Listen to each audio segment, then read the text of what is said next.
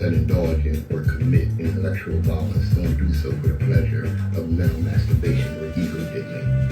We do so because the chains of oppression in our people's minds are deep and difficult to remove.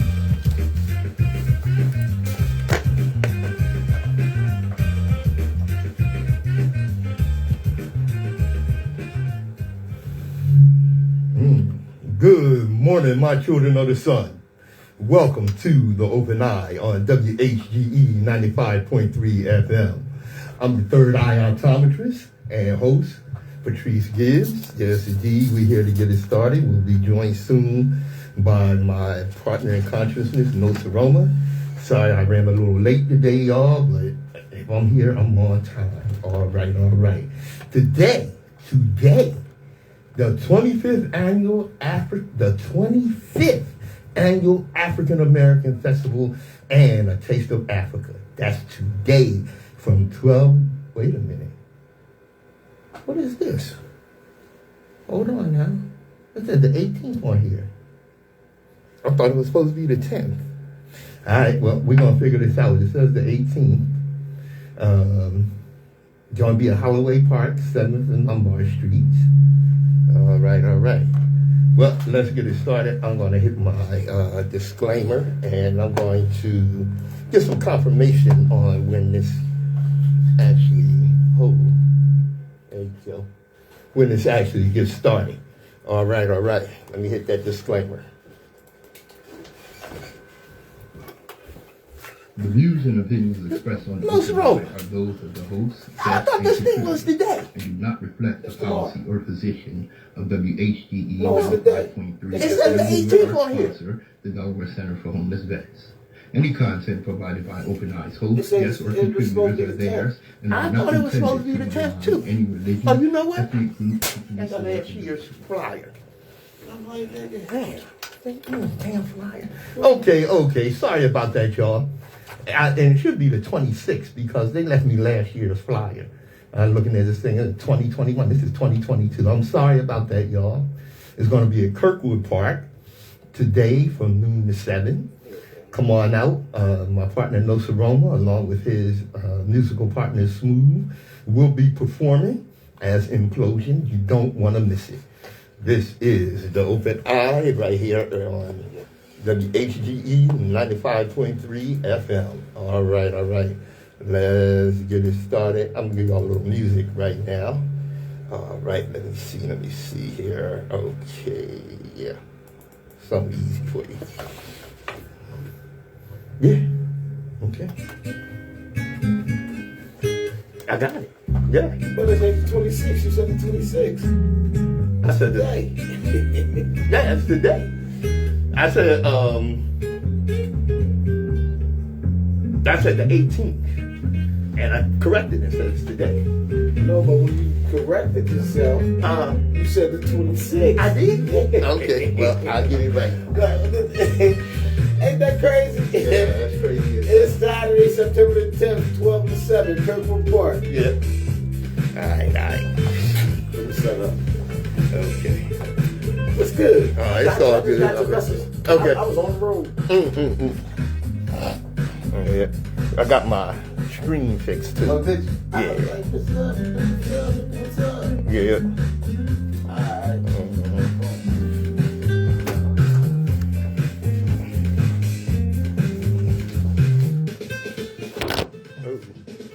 We're going to get back on as soon as Nsoromma gets set up, y'all.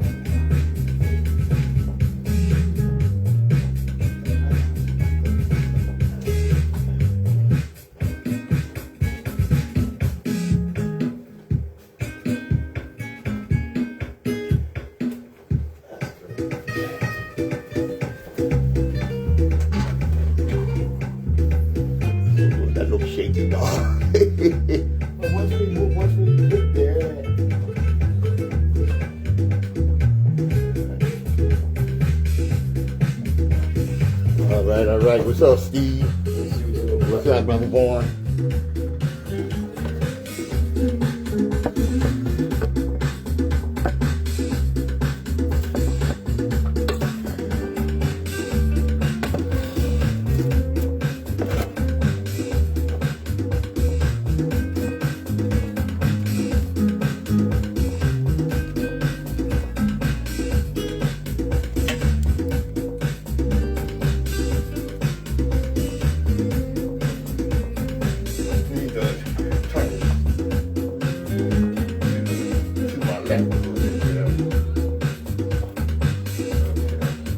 I'm a good cameraman, boy.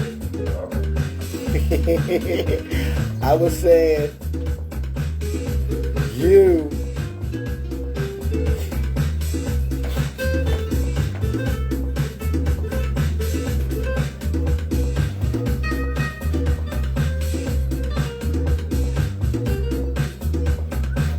Like that?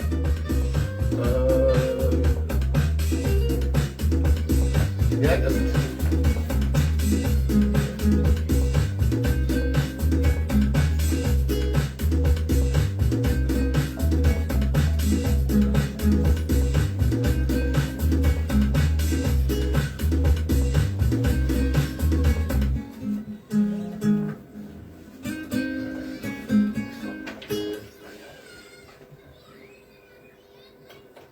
all right, all right. That was Vacant Lots by Mr. Gibbs.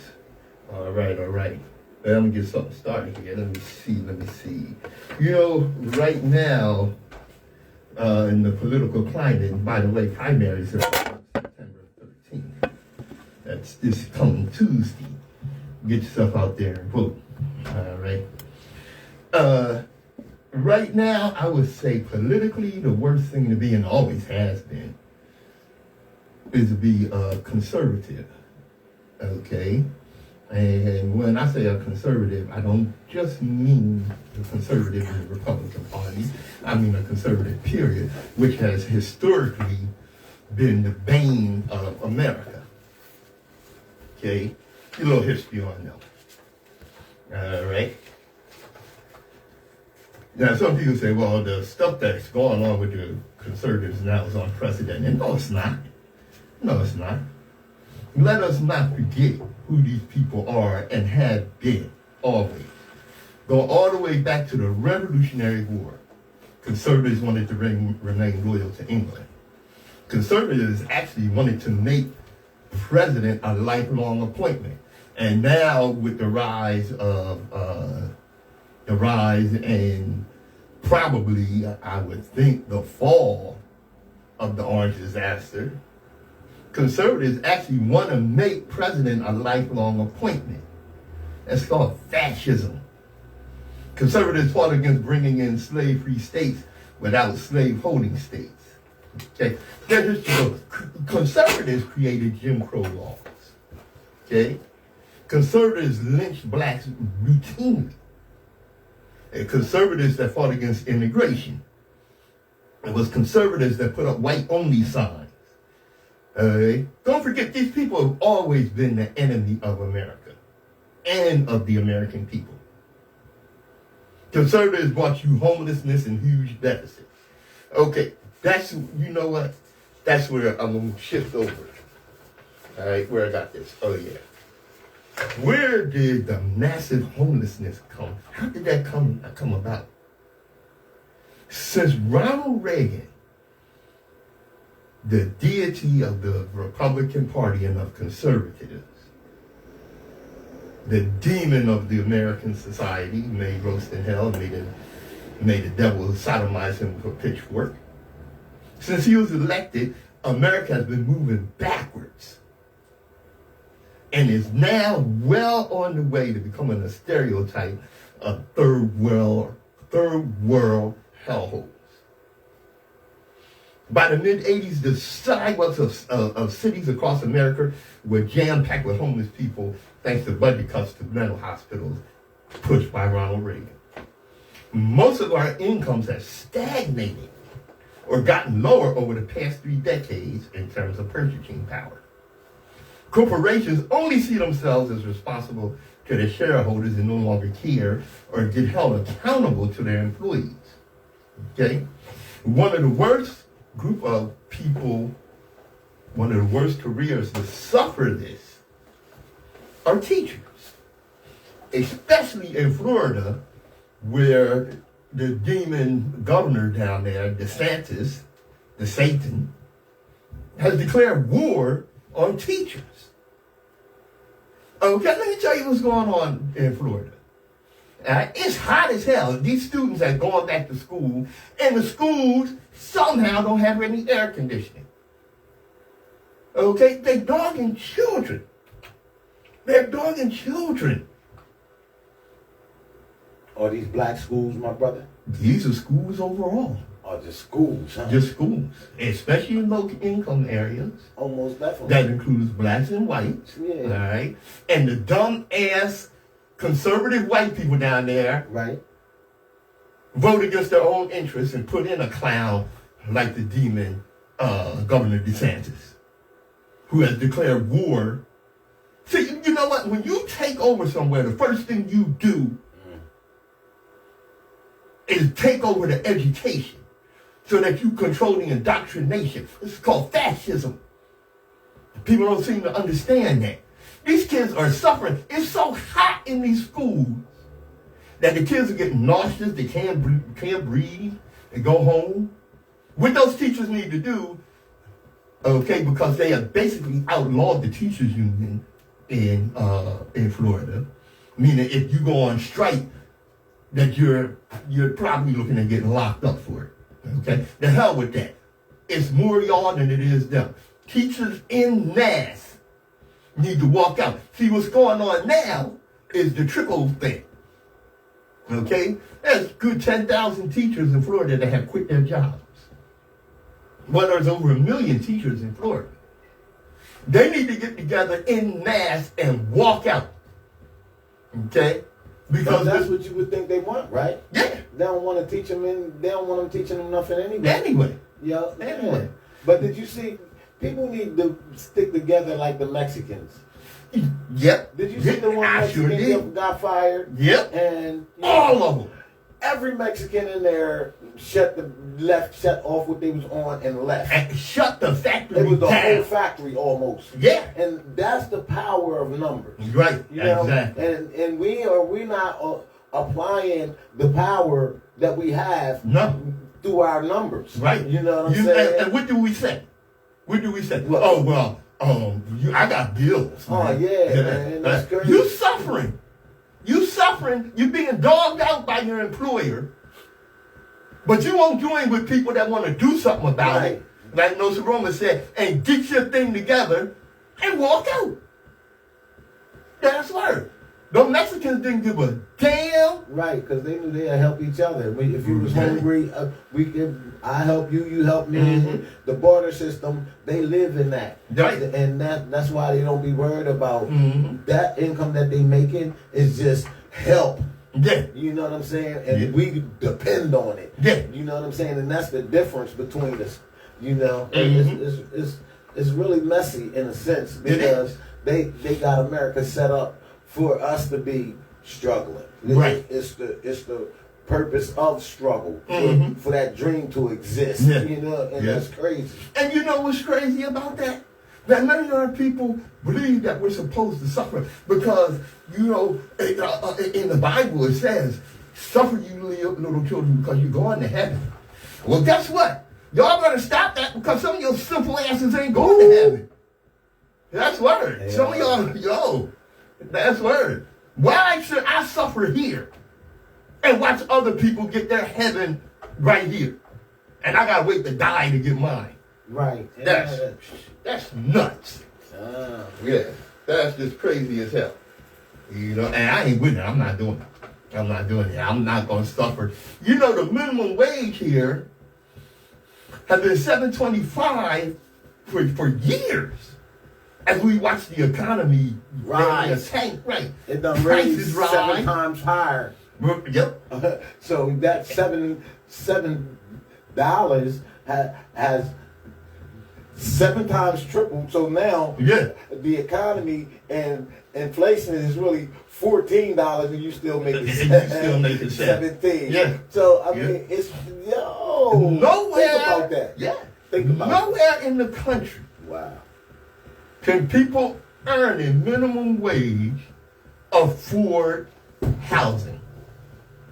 And we're seeing more and more people become homeless. Okay, and then they give you a little $10,000 towards your student debt. Okay, while millionaires are forgiving multi-million-dollar PPP loans. Forgiven, wiped out. The debt has wiped out, but you still up, and you poor. You know, I tell you something. And one of the toughest jobs to have is to work in a restaurant. Okay, and to be a waiter or waitress and what have you. I did that. I was a busboy. Okay, and you depended on what? I depended Not on what you got tips. paid. Depended on tips. I was the kindest guy in there. I You hear know me? that's right. I was I know getting that's tips from people that wasn't even sitting at my table. I heard that. I heard that. Yo, that's words. you have to put a hustle on. Yeah. And that's where one of the places I learned a lot of character, dealing with people and stuff like that. Like certain jobs, you have to learn from and not be mad at your situation. You know what I mean? Yeah. Yeah, I feel you. Well, I'm going to tell you something, first of all, where tipping came from. Okay? It came from segregation days. Segregation? I was living in that. I was a segregating baby. Yeah. It came from the days where, you know, in restaurants, they would allow blacks to serve, but they wouldn't pay them, and they had to depend on the tips to get paid. That's where they come from. And it's going on where, you know, waiters and waitresses, they get a minimum wage that is below the federal minimum wage, and it's legal because the rest of their money is supposed to be made up by tips. Well, you know what? In Europe and in other countries that I've been to when I was in the service, okay, we went to tip the people, and they were like, "What are you doing? What are we giving you a tip?" Oh, we don't do that here because we get paid $33 an hour. Yes, we get paid a livable wage. We get paid. We fucking paid to do this. That's why we treat y'all well, because we like this job and it's well paid. All right. And they probably have benefits and stuff like that. Oh yeah. Like, you know, some of them countries have benefits for everybody. You know, right. So a lot of the people are not sick. You know, See, this America is the greatest country in the world. That's a crock, y'all. That's a who? That's a crock. A crocodile. It's a crock of crack. Yeah, Yeah. you stupid. Yeah, it is. Because what are we like? 7th in education. Our literacy rate is like And it's dropping. And it's dropping. Now that's crazy. And they You know? wanted it to drop. And they want it to drop. Wow. Yeah, they definitely want education to drop. Because what they really want is to destroy public education. Okay? And this is what you do. You get control because an educated populace will not accept any kind of treatment. You can't educate a slave and expect them to remain a slave. Right. Okay? That's right. And last week, go ahead. I said, so they actually, being as though there's so much technology that's available to these so-called slaves, and a lot of them waking up, they got to do something else. Yeah. And that's it. Taking out the curriculum of education. Okay, you that smart? Well, learn from what you got in your hand. We ain't even, public schools is out. You want to be smart? You gonna have to pay to go to school, like they did with colleges. You know, they did the same thing with the colleges. That's right. Did the same thing with the colleges. And like I said, they're dumbing down the populace. Okay? You get stupid people, you get stupid leaders. And that's what we got, a bunch of stupid leaders. All right? Wow. Last week we talked about the Ku Klux Klan, and Nsoromma had asked, how did it come about? You know, when did it start? Okay? It was founded in 1865, the Ku Klux Klan, and extended into almost every southern state by 1870 became a vehicle for white Southern resistance to the Republican Party's Reconstruction era policies aimed at establishing political and economic equality for black Americans. Okay, now after 1865, okay, the slaves were freed and they were protected by federal troops in the South, and they were allowed to rise economically and then politically. And in a few years, like I said last week, right, within a few years, people who had been enslaved rose up economically, politically, and socially, and this scared the hell out of white people. Specifically, those white people who wanted to return to the racial caste system that they had lived with for the past 3 centuries. Right. How you gonna take what's helping me away from me? Yeah. Man, you crazy? Yeah. Yeah. Now the founding of the Ku Klux Klan, a group including many former Confederate veterans, founded the first branch of the Ku Klux Klan as a social club. Wow. In Pulaski, Tennessee in 1865. The first 2 words of the organization's name supposedly derived from the Greek word kiklos, meaning circle. In the summer of 1867, local branches of the Klan met with a general organizing convention and established what they called the Invisible Empire of the South. The leading Confederate Empire of the South. Yes, indeed. Leading Confederate General Nathan Bedford Forrest, who should have been executed as a traitor to America before he even got to this, was chosen as the first leader or Grand Wizard of the Klan. And he presided over a hierarchy of Grand Dragons, Grand Titans, and Grand Cyclopses. Okay? Did you know, at its peak in the 1920s, Klan membership exceeded 4 million people nationwide. That tells you all you need to know about white people in America. 4 million of them were in the Klan in the 1920s. And don't think that their descendants don't have Klan sympathies. Okay? Klan violence in the South. From 1867 onward, black participation in public life in the South became one of the most radical aspects of Reconstruction. As black people won elections to Southern state governments and even to the U.S. Congress.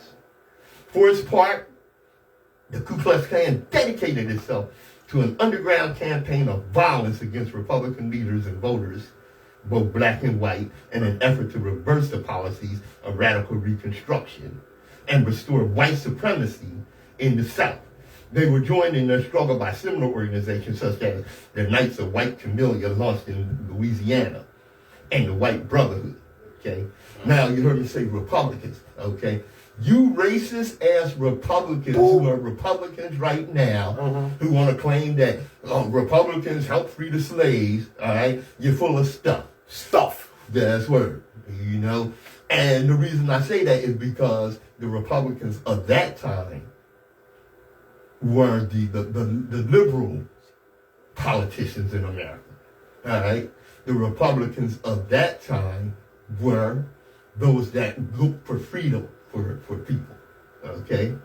That looked for equality and what have you. That got flipped starting in the late 40s, actually, with the rise of the Dixiecrats, because Truman, a Democrat, and the Democrats controlled the South, right? And they were the party of conservatism, all right? That got flipped when Truman integrated the military and other aspects in American life. And the Republicans started leaving the Democratic Party, first forming the Dixiecrats, whose motto was segregation now, segregation forever. Okay?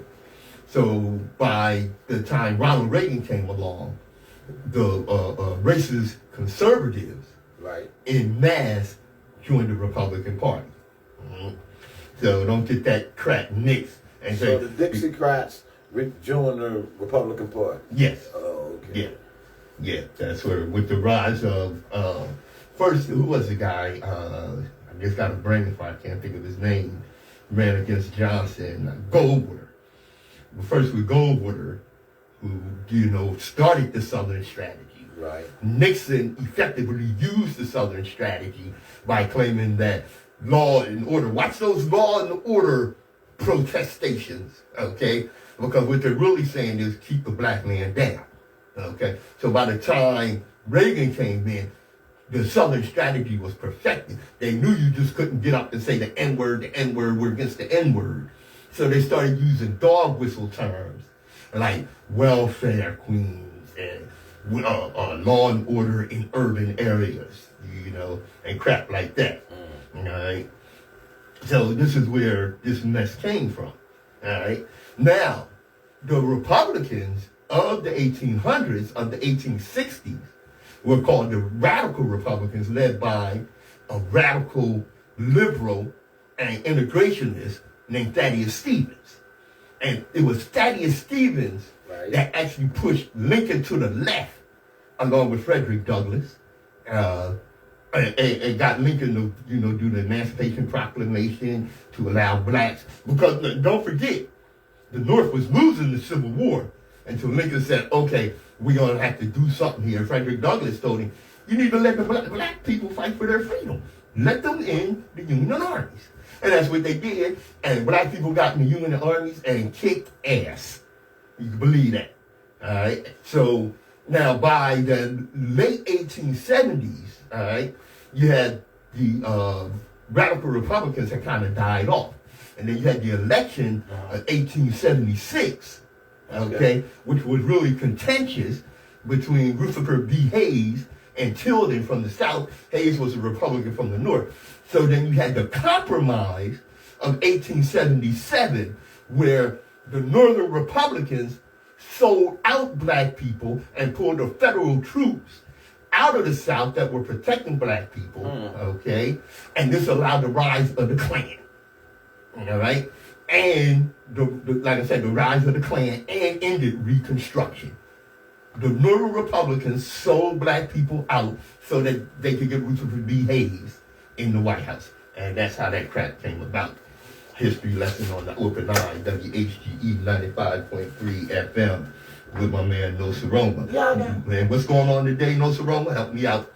Yo, it's you know, the African American, yeah. At Kirkwood Park. At Kirkwood from 12 Park. to 7. Yes, indeed. Yeah. And Nsoromma and Smooth will be performing there. Yeah, Implosion will be in the building. Yes, indeed. Or in the park, you know what I'm saying? Yeah, I get it, bro. Yo, so come out, bring the family in and everybody, and come and enjoy yourself and support some of the vendors. All right, that's going to be out there. All right. Yes, yeah. WHGE 95.3 FM. Yeah.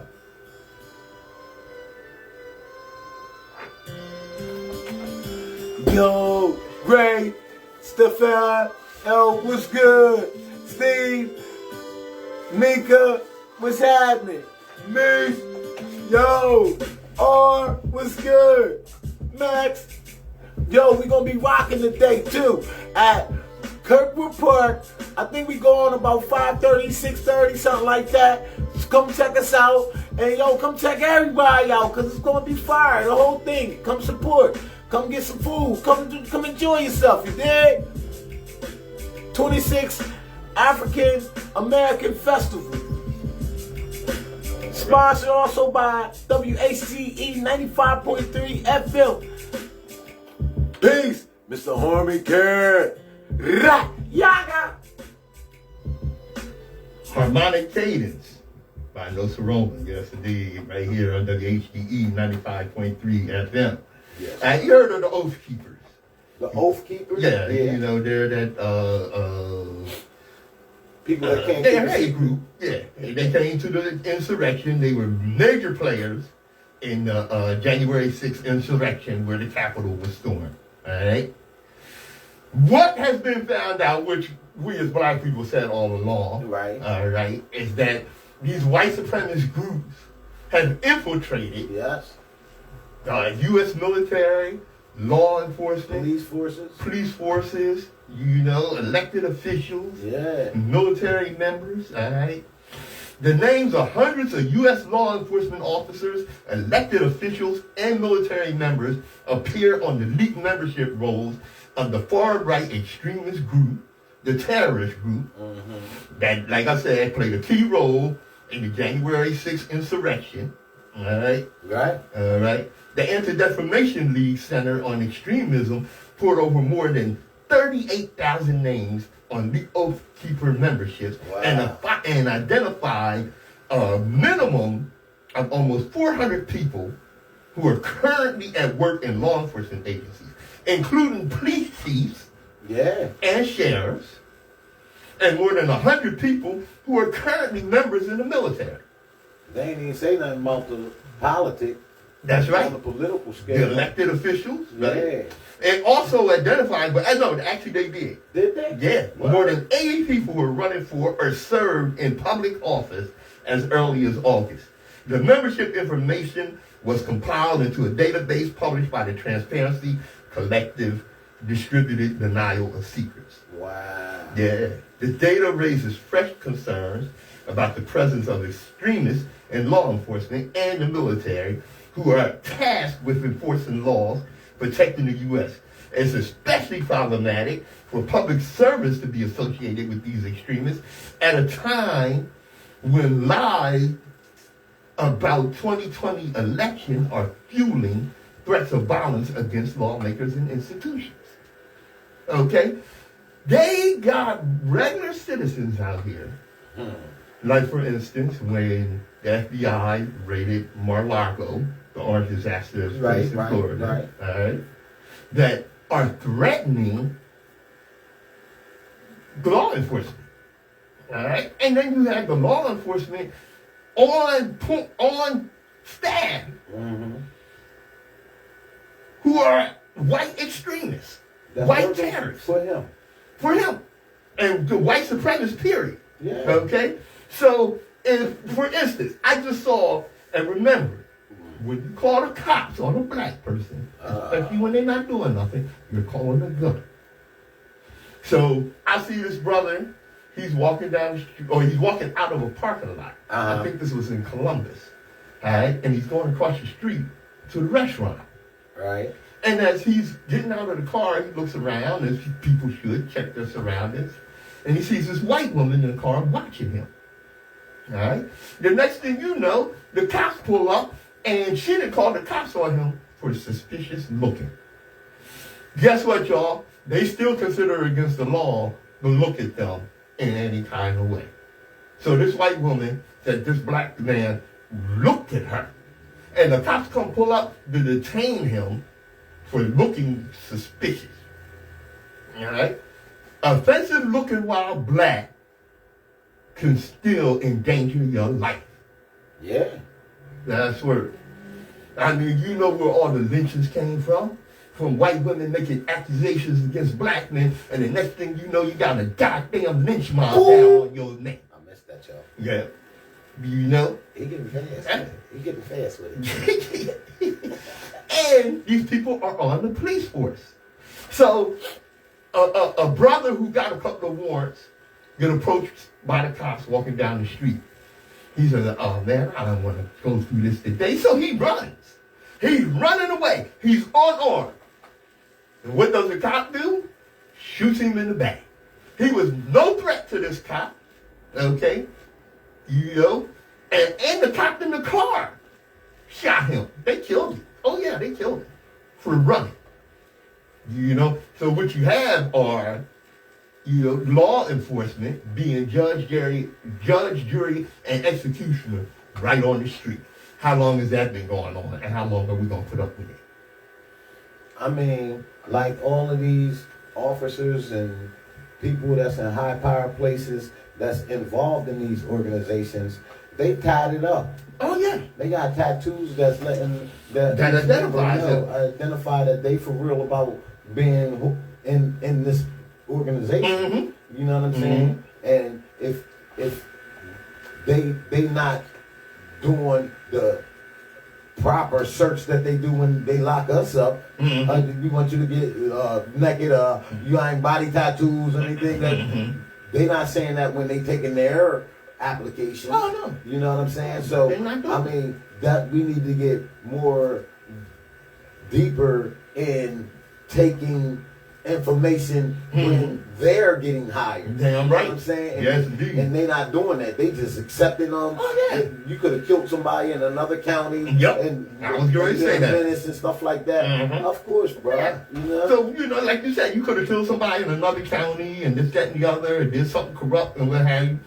You can move over to this county over here. We welcome that. Yeah, Come on. Yeah, we like that kind of stuff. As soon as black people cross this side of the highway, it's on. It's on. A friend of mine told me that actually Hmm. when I was going to visit them. Mhm. They live up in North Jersey, Mhm. like where the hockey players and all of the Yeah. football players, basketball players, all of the Philadelphia people that play professional sports Right. live in this area. Mm-hmm. And it's like, you got tinted windows, so when you come past this particular block, Mm-hmm. the cops might jump behind you. Mhm. He told me that before I even got to his block. Yeah. And I'm like, oh, word? Well, what's that about? It's like, it's a, like they got a gated community. Mhm. It's a gated state.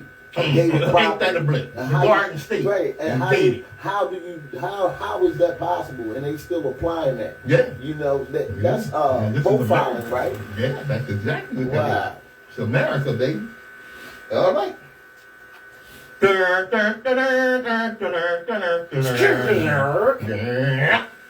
We have to rewind that. Yeah. You stupid. The queen has died, long live the king. That's terrible. Yes, isn't it though?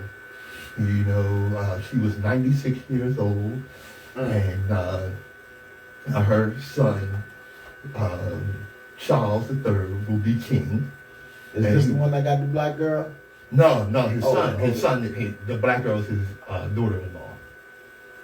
No, I'm saying, is that son going to be the one that's taking over?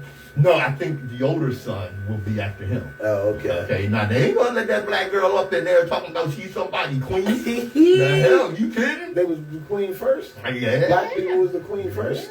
So I don't get it. Yeah, buddy. Well, let me tell you. You got people all over mourning the queen. The head of the government in Jamaica said we are in tears. Have you lost your damn mind? Are you crazy? You think we what? They just found that a whole bunch of children buried, like a massive grave site of children that the queen supposedly had something to do with or gave the okay for. I don't know, but it's something I was just reading about it. Okay. Well, I tell you this, okay. If you mourning the death of Queen Elizabeth, you need to check yourself. Okay? Wow. I tell you, you said it right. And in South Africa, they said, we do not mourn the death of Elizabeth. Because to us, her death is a reminder of the very tragic period in our history. She never once acknowledged the atrocities that Britain committed when it invaded people across the world. May Elizabeth and her ancestors get what they deserve. Big up South Africa. That's the sentiment that all black people, over in Jamaica, over in some of these African countries, like Nigeria, their leaders getting up, saying, what a tragedy, The woman, first of all, was 96 years old. All right? Second of all, this idea of royalty, especially as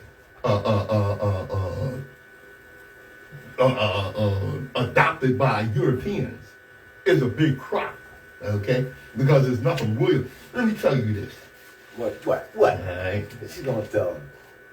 These severely inbred people who were in the dark ages for thousands of years, didn't bathe, digging and scratching from pubic lice, walking around dripping menstrual cycle blood all over the damn place, walking in rivers of feces, screwing men, women, children, and animals, spreading disease, robbed and pillaged enough to have the audacity to declare themselves royalty. You left out famine. Yeah. Disease and famine. Mm-hmm. Now, the queen has died. Elizabeth died, and we are watching many of the colonized foolishly mourn the death of the descendant of these monsters. Elizabeth shamelessly lived off of stolen riches of Africa. On her crown was the largest diamond ever found in the world, the Star of Africa, stolen from Africa. May she burn in hell. Meanwhile, these white supremacists with the bloodiest history of murder and oppression of African people continue to rape Africa of its resources and murder black people at every opportunity. And y'all mourning her. So she don't get the gasoline drawers? Oh yeah, she definitely get gasoline drawers. I didn't say that. Oh yeah, oh yeah, oh yeah. And may her and all her ancestors roast in hell, and may the devil sodomize them with a pitchfork. That's word. Oh yeah, they need to go on a slow boat to hell. Oh man. And burn in hell. That's word. Yeah. Okay. Now, what is that sound? I don't know what that is, man. The hell. You know, we fixed it last time. Wow. Yeah. Some of this wire and everything. We like to talk to maintenance here. All right. All right. Last week, I talked about gas. I don't mean gas in your car. That's an antonym. Global African supremacy. Okay. All right. All right. Just to give you a little review. I told you when African ruled the world, it was a much better place. Okay? When black men ruled the world, and black women, let's not forget that, because we had a sense of equality. Something very important to the ancient African people of Africa was that they understood balance. There was no word for poverty, so there was no jail. The world was rich with resources, which were freely shared, so no one had to rob and murder. That's why they were able to advance and progress and build and create and philosophize and ponder and learn and teach. Okay, the world is still rich with resources. Unfortunate control of the world's resources have been seized by a bunch of white supremacist thugs and gangsters out of Europe, like I told you last week. All right? Right. All right. Global African supremacy. All right. Let me tell you what's going on right now. Okay? Europe and America has contributed to Africa's ongoing poverty. But I want to tell you today, all right, Africa has the resources, the ability, and the people to grow into an economic superpower. I want to thank a young British white kid for pointing this out. And here's what he went on to say. And this was a kid about 15 years old. And this is a wake-up call to Europe. That's what he was giving. He was letting y'all know. Africa has the resources, the ability, and the people to grow into an economic superpower. It is the richest continent already in terms of natural resources. 30% of the world's cobalt, diamonds, gold, and iron are in Africa. Africa also has a huge wealth in oil. For instance, Nigeria produces more than 2.5 million barrels of oil a day. On the global market, 1 barrel of oil is worth about $52. You do the math. They're doing 2.5 million barrels a day, and each barrel is worth $52. Now, do you get the idea? Nigeria's oil is worth a lot of money. Infinity money. Yes. Now, Africa's already formed a booming pharmaceutical industry. Remember, healthcare started in Africa. Right. The Great Imhotep. And huge progress is being made in fighting back against disease and infection in African countries. Huge progress is being made. Remember during COVID, Africa didn't suffer COVID like the Western world did. Especially here where we had the damn fool orange disaster telling them people it was fake and people running around getting the disease and breathing and coughing and spitting on each other. More and more African children are going back to school and are being provided with education and improving hygiene practices, which help stop the spread of disease. Africa is ideally located for global dominance in trade, with close trading connections in Europe, the Middle East, and Asia. Right. Right?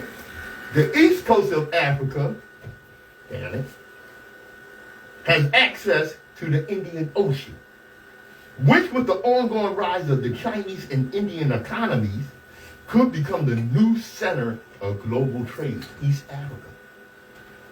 And unlike many countries like Britain and the United States, Africa is not saddled with debt. Now, the British debt, just to give you an idea, is 87% of the gross domestic product, while the African debt is only 9% of their gross domestic product, GDP. All but 2 countries in Africa can pay off their debt within 1 year. So the potential is already there and the growth is already beginning. Even now, Africa is the continent in the world with the fastest economic growth. Mm-hmm. The GDP per capita of sub-Saharan Africa is expected to rise by 800%. Wow. From now to 2050. Anyone who doubts Africa can make quick economic progress like this should look at the economic history of the United States. In 1977, the U.S. economy was the same size as the African economy is today. And since then, the U.S. has grown by a massive $18 trillion. Wow. And with Africa having more natural resources than the U.S., its progress in the next 40 years could be even more spectacular. So if someone out there thinks Africa will never catch up with the rest of the world, you're being proved wrong right now. With its mammoth population, massive potential, and amazing stores of resources, within your lifetime, Africa will become the world's economic superpower. Global African supremacy.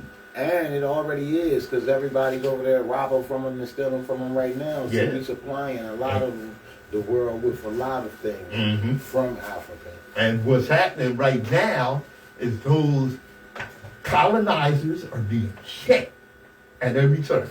Now, a lot of people talk about, China being over there and what it's doing. Here's the thing about China's involvement in Africa. China is not a interferer, all right? And what I mean by that, China is not interested in what government Africans have. They are not in any way trying to influence who's in office, okay? They are not setting up puppet governments to rob the people. What they're doing is they're forming partnerships with African countries, okay, and building up ports, building up infrastructure and what have you, okay? China's a lot smarter than the Western countries. Because what China realizes is, okay, if we balance this thing out, all right, because we have the ability to produce, and we give them the ability to produce and form partnership with them, okay, everybody's going to eat, all right? Now, you have some people looking at China going into there, and building things up and this, that, and the other. What they're not doing, like I said, is getting involved in the political machinations or propping up puppet governments to rob the people. All right? So I have some reservations about China's involvement in Africa, but it looks a hell of a lot better than the Western pirates of Europe and America's involvement in Africa. Wow. This is the overnight. Yeah. WHGE 95.3 FM. I'm your host, Patrice Gibbs, along with my partner, Nsoromma. Yeah. All right. And, we get ready to move on for the day because it's hitting noontime. Sure, Timeless Thomas will begin. All right, and don't forget to join us over at Kirkwood Park. All right, and as we always tell you, destiny determines who enters your life, but you decide who stays. Therefore, value those who value you, and don't treat those as a priority. Who treat you as an option. WHGE 95.3 FM. Yaga.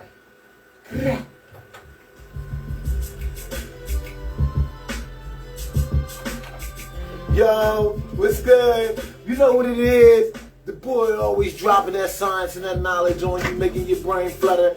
You know what I'm saying? So, yo, come over Kirkwood Park today and join us in light and bright and delightful event for, African American Festival, sponsored and co-sponsored by WHGE 95.3 FM. My boy Pat over there chilling. So you know what it is. Let me hit you up with him. All right. I hope that you're able to see what I see, okay? Because the ancestors showed it to me and I wrote it down. Learn something, open eye. Yo, Nsoromma, streaming all platforms. Go get that. You dig? Yaga. All right. Peace.